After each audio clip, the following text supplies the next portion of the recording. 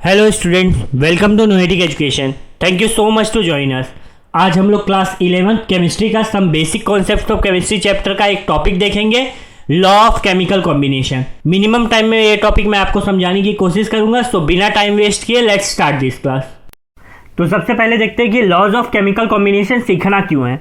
तो देखो, केमिस्ट्री में हम लोग बहुत बार केमिकल रिएक्शंस करते हैं। किस लिए करते हैं? दो या दो से ज़्यादा एलिमेंट्स को कंबाइन करके एक कंपाउंड बनाने के लिए। तो जब ये कंबाइन होते हैं तो ये कुछ लॉज को फॉलो करते हैं।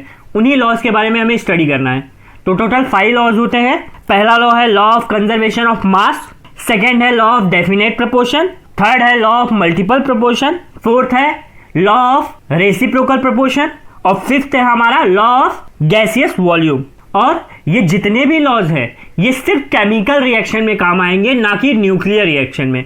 ऐसे रिएक्शन जिसके अंदर इलेक्ट्रॉन्स इन्वॉल्व हों। तो इस वीडियो में हम लोग सिर्फ 3 लॉ देखेंगे, law of conservation of mass, law of definite proportion and law of multiple proportion. बचे हुए 2 लॉज हम लोग नेक्स्ट वीडियो में देखेंगे, बिकॉज मैं नहीं चाहता कि आपके दिमाग पे ज़्यादा लोड आए और वीडियो भी बहुत लंबी हो जाएगी। तो सबसे पहले हम लोग देखेंगे लॉ ऑफ कंजर्वेशन ऑफ मास क्या होता है। तो ये जो लॉ है ये हमें किसने दिया है? एंटोनी लेवोसियर ने। कौन से साल में? 1789 में। अब लॉ क्या है देखो, mass can neither be created nor be destroyed, it can only converted from one form to another form. But इसके लिए मेन चीज क्या है कि आपका जो रिएक्शन है वो कैसा होना चाहिए? बैलेंस्ड रिएक्शन होना चाहिए, तभी वो ये रूल फॉलो करेगा। और केमिस्ट्री में क्या बोला गया है कि आपके रिएक्टेंट का जितना मास रहेगा उतना ही आपके प्रोडक्ट का भी मास रहेगा। अगर वो रिएक्शन पूरा हो गया है तो मतलब पूरी तरीके से रिएक्टेंट प्रोडक्ट में कन्वर्ट हो गया है तो क्या होगा? Total mass of reactant is equals to total mass of product. लेकिन अगर ऐसा ना हो कि रिएक्टेंट पूरी तरीके से प्रोडक्ट पे कन्वर्ट ना हुआ हो तो क्या होगा? Total mass of reactant is equals to total mass of product plus total mass of unreactant reactants. मतलब total mass of product plus वो रिएक्टेंट का मास जो अभी तक कन्वर्ट नहीं हुआ है प्रोडक्ट में। ठीक है, चलो इसको एक एग्जांपल से देखते हैं। हम लोगों ने यहाँ पे H2 लिया है प्लस Cl2 लिया है, इससे हमें मिला क्या है? 2HCl। तो सबसे पहले ये देखो कि क्या ये केमिकल रिएक्शन बैलेंस्ड है। सबसे पहला काम आपको यही करना है। अगर बैलेंस नहीं है तो पहले बैलेंस करो, तभी वो लॉ ऑफ कंजर्वेशन ऑफ मास को फॉलो करेगा। तो यहाँ पे हमने H2 लिया है तो हाइड्रोजन का मास कितना होता है? 1 ग्राम। तो 2 हाइड्रोजन के एटम से तो कितना हो जाएगा?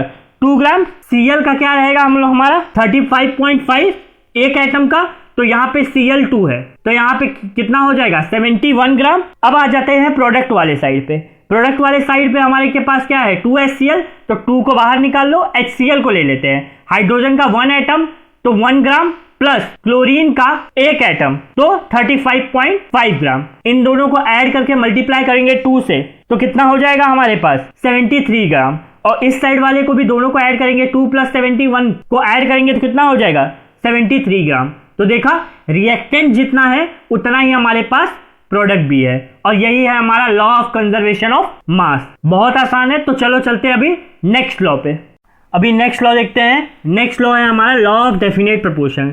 लॉ ऑफ डेफिनेट प्रोपोर्शन हमें दिया है जोसेफ प्राउस्ट ने इन 1799। इसे प्राउस्ट लॉ भी कहते हैं और लॉ ऑफ कांस्टेंट प्रोपोर्शन भी बोलते हैं। तो देखो इस लॉ में क्या बोल के रखा हुआ है कि आपके जो एलिमेंट्स हैं वो जब कंबाइन करके कंपाउंड बनाते हैं तो उनका जो रेशियो रहता है वो किसी भी कंडीशन में सेम रहेगा, चाहे उसका सोर्स कैसा भी हो, चाहे वो जैसे भी बना हो, बट उनका रेशियो फिक्स रहेगा। तो चलो इसको एक एग्जांपल से देख लेते हैं। अब देखो वाटर का क्या है? H2O। तो हाइड्रोजन के कितने आइटम्स लिए? 2। और हाइड्रोजन का मास कितना होता है एक एटम का? 1 ग्राम मान लेते हैं। और तो 2 एटम का कितना हो जाएगा? 2 ग्राम। ऑक्सीजन का कितना होता है? 16। तो वो 16 ले लिया। अब इनका रेशियो कितना आया? 2:16 का। इसको थोड़ा सा सिंप्लीफाई कर देते तो कितना आएगा? 1:8 का आएगा।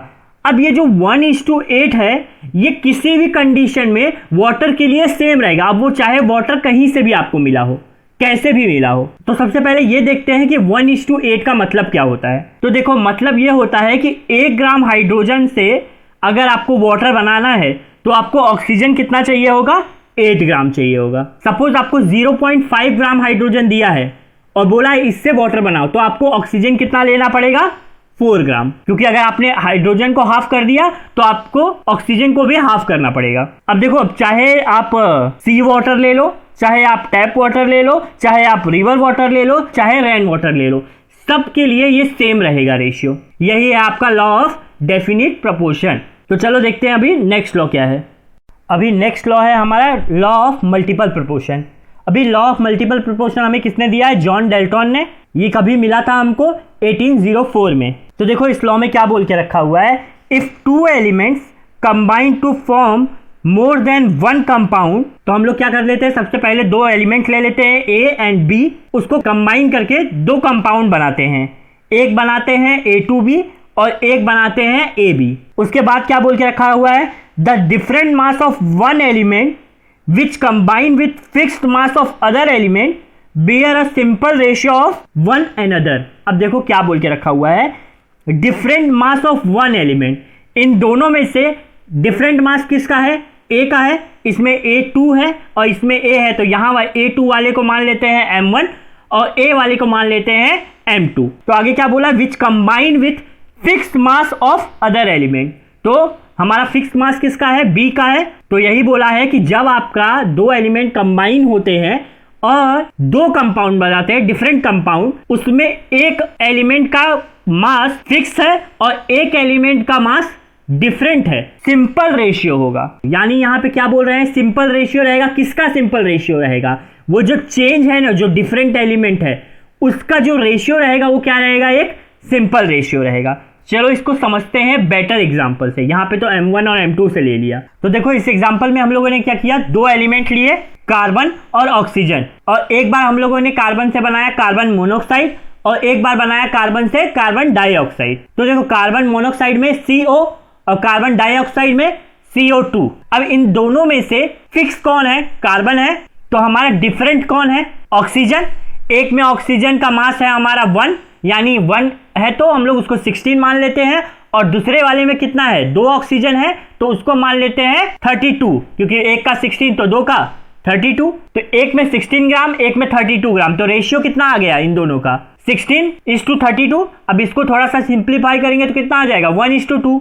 अब ये देखो 1:2 क्या है हमारा? एक सिंपल रेशियो है। और यही बोला है उन्होंने कि जब आपका दो एलिमेंट कंबाइन होके दो डिफरेंट कंपाउंड बनाए और उन दोनों कंपाउंड में एक एलिमेंट फिक्स हो, एक एलिमेंट का मास फिक्स हो और एक का मास डिफरेंट हो दोनों में, तो वो जो डिफरेंट वाला एलिमेंट है उनका जो रेशियो आएगा मास का, वो कैसा रहेगा? सिंपल रेशियो रहेगा। ऐसे ही एक और एग्जांपल ले लेते हैं। हम लोगों ने दो एलिमेंट ले लिया, हाइड्रोजन एंड ऑक्सीजन। एक बार हाइड्रोजन से हमने बनाया H2O और एक बार हाइड्रोजन से हमने बनाया H2O2। तो देखो इस वाले एग्जांपल में सेम कौन है हमारा? H2, और डिफरेंट कौन है हमारा? ऑक्सीजन। तो ये जो ऑक्सीजन है ये क्या होगा हमारा? इसका जो रेशियो निकालेंगे वो सिंपल रेशियो होगा। देखते हैं, एक में ऑक्सीजन का एक है एटम तो उसका कितना हो जाएगा? 16 ग्राम, और एक में O2 है तो कितना हो जाएगा? 32 ग्राम। इन दोनों का रेशियो निकालेंगे तो कितना आएगा? 16:32। अब ये जो इसको सिंप्लीफाई करेंगे तो कितना आएगा? 1:2। अब ये कैसा हो गया हमारा? एक सिंपल रेशियो हो गया। समझ गए? सिंपल रेशियो का मतलब कोई भी ऐसा नहीं होगा कि फ्रैक्शन में होगा, डेसिमल में होगा, सब होल नंबर रहेंगे। समझ गए आप लोग? तो इसी के साथ ये वीडियो को यहीं पे खत्म करते हैं। बचे हुए 2 लॉज हम लोग देखेंगे नेक्स्ट वीडियो में। अगर आप लोगों को ये वीडियो अच्छा लगा हो तो वीडियो को लाइक कर दो, नए हो तो चैनल को सब्सक्राइब कर दो। मैं आप लोगों से मिलूंगा नेक्स्ट वीडियो में। Thank you for watching.